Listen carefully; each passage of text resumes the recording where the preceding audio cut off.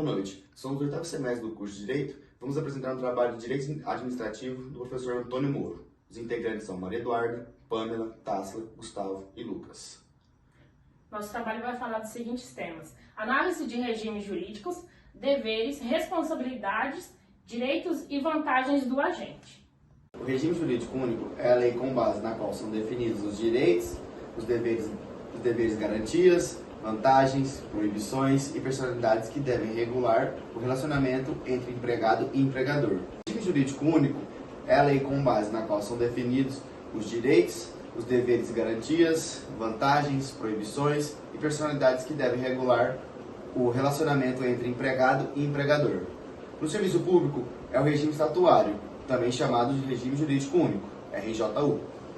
Nas relações de trabalho das empresas privadas, o regime jurídico é a consolidação das leis trabalhistas, a CLT, que rege relações de base contratual fundadas no princípio na autonomia da vontade das partes, que podem ajustar livremente as condições de trabalho, e respeitadas as normas mínimas da legislação pertinente.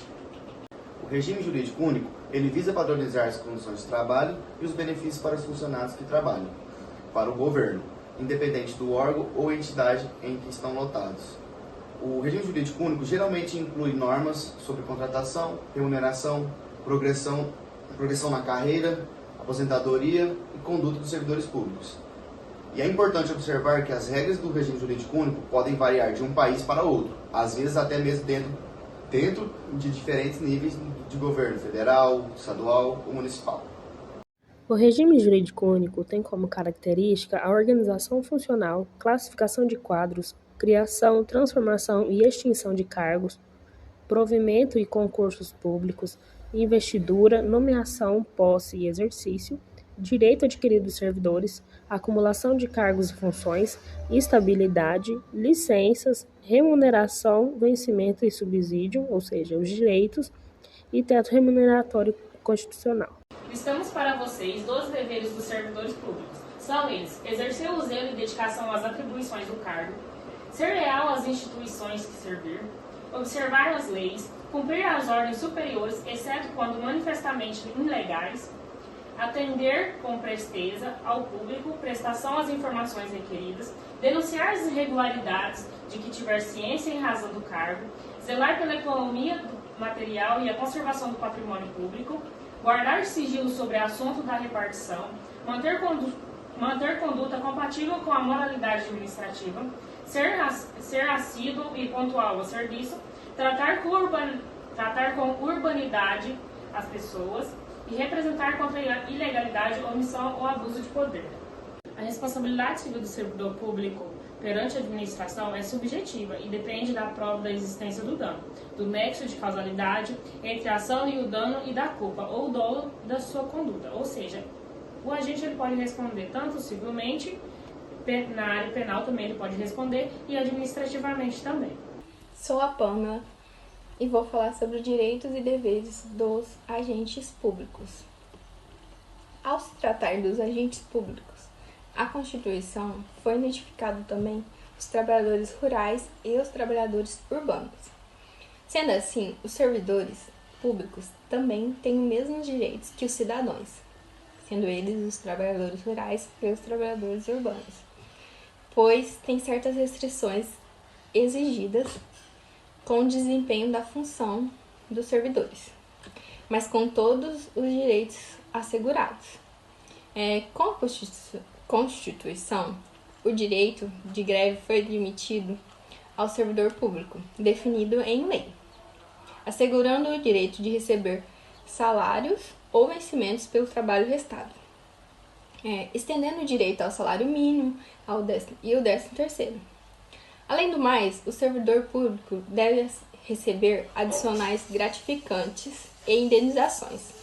Tais gratificações podem ser temporárias e as indenizações são valores devidos ao servidor em virtude de algum deslocamento. São 3 os tipos: ajuda de custo, transporte e diárias.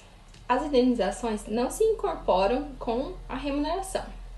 Os deveres dos agentes públicos são exercer com cautela e dedicação às atribuições do cargo, observar as normas legais e regulamentos, cumprir as ordens superiores, exceto quando manifestações ilegais, atender com maestrias o público em geral, levar ao conhecimento da autoridade superior irregularidade de que tiver conhecimento em razão do cargo que ocupa e zelar pela economia do material e pela conservação do patrimônio público.